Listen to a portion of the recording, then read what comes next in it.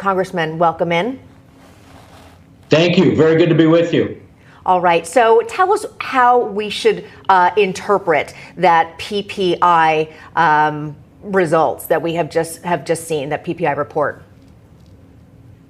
Well, what I think and what I'm hearing certainly in the 5th Congressional District is families right now are trying to make this adjustment to their own budgets. But at the same time, what we heard out of President Biden today is, he's continuing to point fingers at everybody, saying that, the reality is that don't criticize me, criticize every other angle when it comes to the economy. So it's starting to be reflected, I think, in some of the surveying that's being done nationwide. We expect the Fed to raise interest rates tomorrow, possibly by 0.75 percentage point. Mortgage rates are going up. Just about anything you borrow money for is going to go up. Is there anything else that starts to stop this inflation? Because, again, we're talking about double-digit rate compared to a year ago, 10.8%. That's what's happened over the past 12 months. Yeah, Moody's just rolled out a number that said the average family is paying about $460 more today in their overall budget compared to where they were a year ago. That's not something that some people, certainly that have a static income, can just absorb. So, what we're starting to see, I think, is as the interest rates and the discussion that the Fed's having about interest rates, there's some of us in Congress that remember, either being in high school or in our 20s, and our parents had mortgages that were at 14, 15, 16, 18, and some, and in the late 70s in excess of 20%. And it just meant that basically you were caught up in this turnstile of continuing to pay high interest rates and never really knocking down that principal. And if that's where America's headed right now, we're in big trouble. And I think that, politically, I think Republicans will benefit from that in November. But then, we'll have our hands full trying to turn this economy around. Yeah, that's a great point. And Congressman, I want to share this. You recently tweeted, rising inflation is a gut punch to not only every hardworking American, but also every individual who fell for the snake oil economics this administration sold them. What do you think needs to happen to start turning this around? Because it seems that the Biden administration thinks everything is fine, Americans can handle it, and even crediting Biden with a boom that has allowed Americans to be in a position to handle it. Well, I think the first reality is you're seeing the president's own party fracture.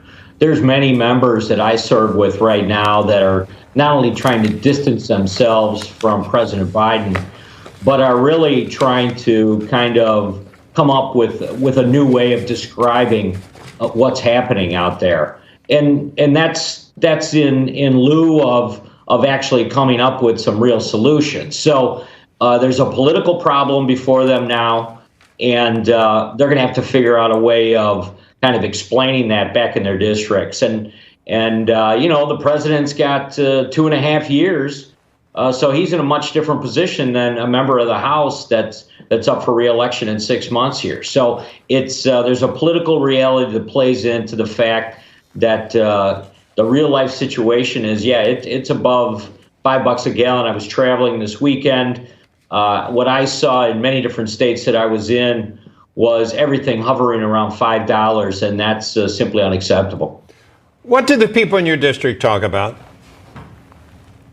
Right now, it's pretty hard to really have much discussion about anything else but certainly what has been going on with their own pocketbook.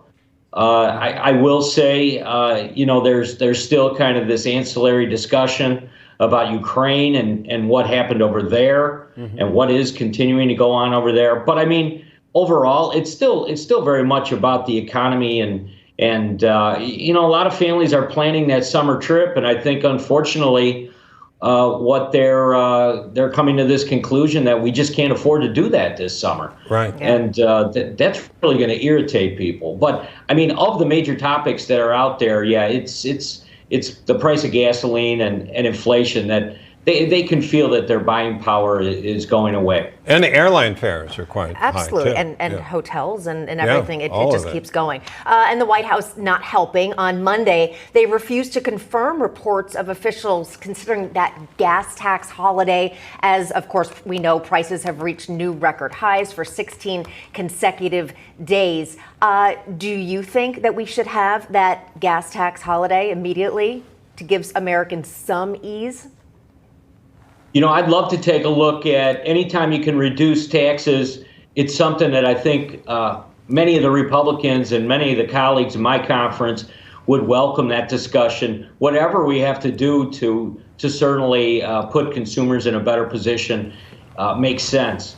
I think, that if you look at not only the federal gas tax, but what many states put in place, it might be a place to bring some relief. But first and foremost, let's go back to where we were 2 years ago when we literally had President Trump predicting that this is exactly where we were heading, as we had Joe Biden out there running around telling people that the end of fossil fuel is not only necessary, but it has to happen quickly. This isn't something that we didn't see coming.